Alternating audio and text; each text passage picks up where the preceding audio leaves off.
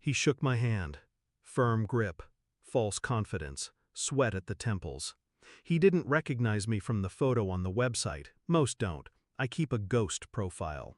Let the CEO play frontman while I sign the checks from the shadows. But he should have known better, because I recognized him instantly. Same smirk, same designer stubble, same silver watch I saw glinting in my bedroom mirror while I pretended to sleep. His name was Mark, and my wife had moaned it like a prayer less than a week ago. He smiled at me now, oblivious. I returned it, cold, polite, dead behind the eyes. That was the moment I knew I wouldn't just destroy him, I'd make him understand. I found out by accident. A message popped up on her laptop while I was booking our anniversary trip. Miss you already. Same time tomorrow? No name, just initials, M. I stared at the screen. Not shocked, just still, like something had been confirmed rather than discovered. I scrolled. Threads of messages. Discreet, sloppy. They never expect the quiet ones to look too closely. A week earlier, she told me she needed space, said I was distant, said she wanted to feel seen. She cried when she said it. Now, I knew the tears were camouflage. And I said nothing. I just memorized everything.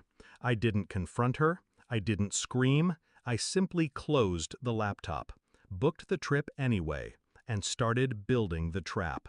I learned his name that night, Mark Davis. Freelance UX contractor, overconfident, underqualified. He didn't know I read every email HR sent, didn't know I had already reviewed his resume 2 weeks before he got the offer, didn't know I had already approved it, because I had plans. I watched him through security cams during his onboarding, watched him flirt with the receptionist, watched him brag during lunch about the boss never being around. He had no idea he was already living on borrowed time. My wife? She kept playing the same role, loving, apologetic, distant. She had no clue I had her tailed, that I had cameras in the car I gave her, that I knew every coffee shop rendezvous, every lie she texted me while she was wrapped in someone else's arms. I kept smiling, kept pretending. That's what made it satisfying. She didn't cheat on a weak man. She betrayed someone she thought was weak.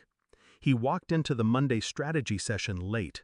I was already in the room, not in a suit, not on the agenda, but there.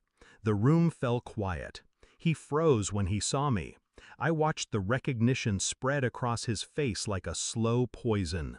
My name came out of the CTO's mouth. This is Mr. Wren, the founder. His jaw tightened. I leaned back in my chair, steepled my fingers, and nodded at him. He didn't sit, didn't blink, just stood there, suddenly pale. I opened a folder. Inside, every screenshot, every photo, every timestamp. I slid it across the table, didn't speak. He reached for it with shaking hands. His lips moved, forming a soundless apology to no one. And I just watched him, not with anger, with precision, because this wasn't rage, it was justice, delivered cold. I waited until he was alone in the parking garage.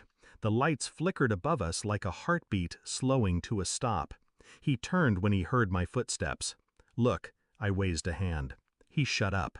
I stepped close, too close. Do you understand where you are? His mouth opened, closed. He looked around like someone would save him. I own every inch of this building, every desk, every hallway, every paycheck. Pause. Including yours. He swallowed hard.